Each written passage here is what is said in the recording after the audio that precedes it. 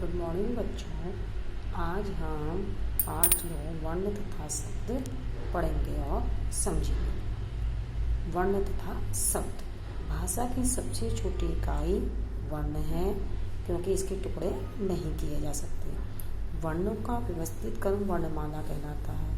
हिंदी वर्णमाला में 44 यानी 44 वर्ण हैं, जिसमें 11 स्वर हैं और 33 व्यंजन। वर्ण बेटा सबसे छोटी इकाई वर्ण का मतलब, जब आप हिंदी वर्णमाला सीखते हो तो सबसे पहले आप अ और क को सीखते हो। जो अ आ ई है वही वर्ण है, उन्हीं से हिंदी की शुरुआत होती है। जिसमें वर्णों का जो एक क्रम है सही से लिखा जाता है उनको, तो वो वर्णमाला कहलाता है। जिसमें 44 वर्ण होते हैं पूरे टोटल, और 11 स्वर और 33 व्यंजन कहलाते हैं। वर्ण दो प्रकार के होते हैं, स्वर और व्यंजन, जिसमें स्वरों को भी दो भागों में बांटा गया है, हर्ष स्वर और दीर्घ स्वर। पहले पढ़ते हैं स्वर किसे कहते हैं। जिन वर्णों के उच्चारण में दूसरे वर्णों की सहायता नहीं लेनी पड़ती स्वर कहलाते हैं। इनके दो प्रकार हैं, हर्ष स्वर और दीर्घ स्वर। मतलब ये अपने आप बोले जाते हैं, इनमें किसी कोई मात्रा की आवश्यकता नहीं पड़ती है हमें, तो इनको स्वर कहा जाता है। वे स्वर कौन कौन से होते हैं। स्वर जिन वर्णों के उच्चारण में दूसरे वर्णों की सहायता लेनी पड़ती है वे स्वर कहलाते हैं। इनके दो प्रकार हैं, हर्ष स्वर और दीर्घ स्वर। जैसे अ आ इ ई उ री ए ऐ ओ औ। औ तो इसमें लिखे हैं, तो इसमें हर्ष स्वर है अ आ इ री, और दीर्घ स्वर है आ इ उ ए ऐ ओ। दीर्घ स्वर जिसमें हमको थोड़ा हर्ष स्वरों से बोलने में टाइम थोड़ा ज़्यादा लगता है, जैसे अ आ इ ई। तो हम इन वर्णों को थोड़ा ज़्यादा टाइम लेके बोलते हैं, इसलिए इनको दीर्घ स्वर कहा जाता है। फिर है व्यंजन। जिन वर्णों का उच्चारण स्वरों की सहायता से किया जाता है वे व्यंजन कहलाते हैं। जैसे आपने कहा क से ग तक जब आप लिखते हो वो तो अपने आप में स्वर है, लेकिन जब उसमें आप स्वरों की उसको आगे पढ़ने में हम बिना स्वर की सहायता से नहीं बोल सकते। क के ऊपर भी जो मात्रा है, ख के ऊपर भी जो है वो अ की मात्रा कहलाती है। इन व्यंजनों को भी अलग अलग वर्गों में बांटा गया है। जैसे क से अण तक क वर्ग कहलाता है, च से क्यों तक च वर्ग कहलाता है, ट से अण तक ट वर्ग कहलाता है, त से न तक का त वर्ग है, प से म तक का प वर्ग है। इनके एक एक लाइन जो है ये इसको वर्ग में बांटा गया। य और ल व ये अंतस्थ व्यंजन कहलाते हैं। स श और स ह ये ऊष्म व्यंजन कहलाते हैं। ये हमारे व्यंजन हैं। इसके अलावा कुछ अन्य वर्ण और हैं। कुछ अन्य वर्ण भी हैं जिन्हें स्वर कहते हैं, जैसे अंगः, जिसे अनुस्वार कहा जाता है। इनकी मात्रा होती है पर बिंदी के रूप में, जैसे शंख, ठंडा, तिरंगा। फिर अ, जिसको विसर्ग कहा जाता है, विसर्ग की मात्रा के रूप में, अतः, स्वतः, प्रायः। फिर अनुनासिक, चंद्र बिंदु जिसको आप कहते हैं, कांच, गांव, बांसुरी। फिर हमारे कुछ संयुक्त व्यंजन भी होते हैं, जो दो या अधिक व्यंजनों से मिलकर बने व्यंजनों को संयुक्त व्यंजन कहते हैं। यानी कि इसमें स्वर नहीं होता, व्यंजनों से मिलकर बने, जैसे क और श ये अपने आप में दोनों व्यंजन, इन दोनों को मिलाकर के नया शब्द बना है छ, क्षत्रिय। त प्लस र बराबर त्र, ज धन्य द्य, स धन्य स्र। अन्य बदले रूप वाले व्यंजन ण और ढ। आगत ध्वनियाँ ज फ आ, जिनके नीचे नुक्ता, आप देखते हैं कुछ शब्दों के नीचे बिंदी लगी होती है, इसे नुक्ता बिंदी कहते हैं। इन्हें आगत ध्वनियाँ कहते हैं। फिर है मात्राएं, यानी स्वरों की मात्रा। स्वरों के निर्धारित चिन्ह हैं जो व्यंजनों के साथ जुड़कर मात्रा का रूप ले लेते हैं। अ स्वर की कोई मात्रा नहीं होती। यदि किसी भी व्यंजन के साथ कोई मात्रा ना हो तो उस व्यंजन के नीचे हलंत का चिन्ह लगा दिया जाता है। जैसे क हलंत, अ बराबर क। यानी जब हलंत में लगा तो उस शब्द को अधूरा माना जाता है। अगर उसमें कोई और मात्रा नहीं है तो अ की मात्रा जरूर होती है, तो इसलिए क धन अ हलंत। द प्लस ई, अगर यहाँ पे दो के साथ ई की मात्रा तो ऑलरेडी ई की मात्रा हम लगा देंगे, लेकिन यहाँ कोई मात्रा नहीं है, अ की मात्रा तो सब में होती ही होती है, तो यहाँ पे क रहा। ऐसे तौ धन री की मात्रा लगाएंगे तो त्र। यहाँ पे कुछ ये स्वर है जिनको आप पहचानते नहीं हो, और से लेके और तो आपने पढ़े अभी, ये उनकी मात्राओं के चिन्ह हैं। ये मात्रा से बनके जो बने हैं, मात्राओं से ही जो वर्ण बना है, और ये उनका प्रयोग यानी कि शब्द बनाए गए हैं। इन्हें आप देखिए और समझिए।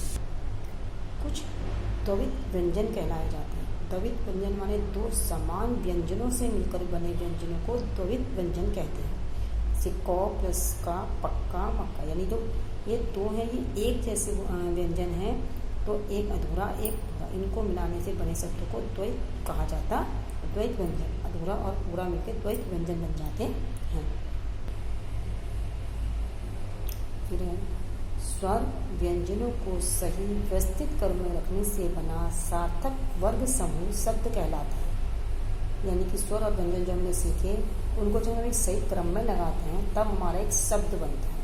जैसे क, म, ल, 3 वर्णों को हमने मिलाया तो बना कमल। लेकिन जब इनको उल्टा सुल्टा कर दिया, म, क, ल, कोई मीनिंग ही नहीं है, कोई अर्थ ही नहीं है, तो वो शब्द नहीं माना जाएगा। शब्द वही होता है जिसका मीनिंग होती है, जिसका कोई अर्थ होता है। तो स्वर और व्यंजनों को सही से लगा करके इसका सार्थक समूह जो है वो शब्द कहलाता।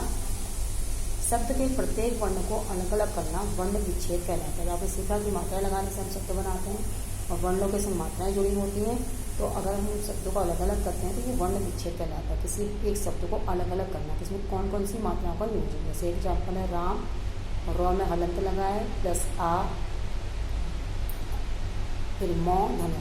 र में आ है तो र में आ की मात्रा का है, इसलिए रो के संग आ, म प्लस और म में कोई मात्रा नहीं है तो अ का इस्तेमाल होता है, आपको बताया, तो बन गया राम। ऐसी सूरत, सु, सौ, धन उ, सौ में उ का उच्चारण है तो सु। र में कोई मात्रा नहीं है तो र, धन अ। ज में कोई मात्रा नहीं है तो ज प्लस अ, इन सबको मिलाने से बना सूरत। ऐसे ये शब्द बने हुए हमारे, को देखना और समझने की। फिर री, त्र, ध, ण का भेद समझिए। ये वर्ण आपने पढ़ेंगे, साइड में लिखेंगे। री स्वर है, कृषि, कृषक, रचि की मात्रा होती है। त्र संयुक्त व्यंजन है, त्रिजटा, त्रिशूल, पतवार। और ये ड, ढ, ण, ढ एक जैसे हिंदी वाले हैं। तो ये कह रहे हैं डमरू, डर, डलिया। ढ से ढोलक, ढक्कन, ढकना, पेड़, लड़का, बड़ा, पढ़ाई, चढ़ाई, उड़ाई। ये कह रहे शब्द का पहला अक्षर ड, ढ तो उसके नीचे बिंदी नहीं लगती है। यानी अगर ड डमरू शुरू होगा तो बिंदी वाला नहीं यूज होगा। डर है तो बिंदी नहीं, लेकिन बीच में जब आता है तो वहाँ पे बिंदी लगाते हैं। जैसे ढोलक, ढक्कन, ढक्कन, ढ से पहला अक्षर इनका ये है तो इसमें बिंदी का रूप नहीं है, लेकिन अगर बीच में है तो हम इसमें बिंदी लगाते हैं। इसके बाद कहते हैं कि हमने अभी तक क्या क्या हमने सीखा। स्वर की सबसे छोटी इकाई को वर्ण कहते हैं। वर्ण समूह का व्यवस्थित क्रम वर्णमाला कहलाता है। वर्णों में स्वर और व्यंजन होते हैं। स्वरों के निर्धारित चिन्हों को मात्राएं कहते हैं। आपने वैसे सीखा। और शब्द किसे कहते हैं, व्यंजन किसे कहते हैं, आपने सीखा कि स्वर और व्यंजनों का सही क्रम वर्ण शब्द कहलाता। अब लिखने की बात, यानी कि अब इसकी एक्सरसाइज देखते हैं। वर्णों को जोड़कर शब्द बनाए, जिन्हें आपको वहाँ बनाया था वर्ण विच्छेद, उसे वही होता है। अगर तोड़ दिया तो विच्छेद कर दिया, अलग अलग कर दिया, और अलग अलग को जोड़ दिया तो वो वर्णों की संधि कहलाती है। जैसे कुछ शब्द भी हैं जिनको जोड़ के लिखा गया है यहाँ पर। प, धन, उ, यानी प में उ की मात्रा, उ, शौ, सौ के संग और नहीं, इसका मतलब स अधूरा रहेगा। त, धन, और तो त, क, धन, और पुस्तक। ऐसे ये शब्द बने गए हैं। द, धन, ई, द में ई की मात्रा दी, प, आ, प में आ की मात्रा पा, व, धन, व में कोई मात्रा नहीं तो व, ल, धन, ई, और में बड़ी की मात्रा ली, दीपावली। ऐसे हिंदी और धर्म। देखो ध, धन, अ पूरा बना। ध, र कुछ नहीं है, इसके संग मात्रा म, धन, म। तो र को हम आपको पढ़ाया था कि ऊपर के में यूज करते हैं, तो ये बन गया धर्म। वो अगले वर्ण के ऊपर लगाया जाता। तो दिए गए शब्दों में वर्ण विच्छेद कीजिए। ये आपने वर्ण विच्छेद को जोड़ दिया है। अब इनमें शब्द दिए, इनको इस तरह से तोड़ना है। फिर सही मात्रा लगाकर शब्द बनाएंगे। अनुभव, कौन सी मात्रा लगेगी, अनुभव। परीक्षा, परीक्षा। क में र, कृपा। र में बड़ा की मात्रा रुपया, अंक की मात्रा बंदूक, द में छोटी की मात्रा दिसंबर। ये हमारे कुछ शब्द हैं कि नीचे दिए गए शब्दों में अनुस्वार यानी अंग अनुनासिक यानी चंद्र बिंदु लगाकर शब्द बनाए। कुछ शब्द दिए गए जिसमें आपसे कहा है कि सही जगहों पर सही शब्दों का मात्राओं का इस्तेमाल कीजिए। अपने घर में इनकी एक्सरसाइज करते हैं, प्रैक्टिस करना सीखना। फिर 5वां, दिए गए संयुक्त व्यंजनों से 2-2 नए शब्द बनाए। मैंने आपको कहा था संयुक्त व्यंजन कहलाते हैं, अधूरा एक पूरा है, मिलकर नया बनाया। आधा नौ और यो, कन्या, अन्याय, आधा चौ और छ, अच्छा, मच्छर, आधा जो और जो, सज्जन, सच्छज्जा, आधा प यो, प्यास, प्यारा। ये संयुक्त व्यंजन शब्द हैं। इस लेसन को ध्यान से सुनिए, समझिए और याद करिए।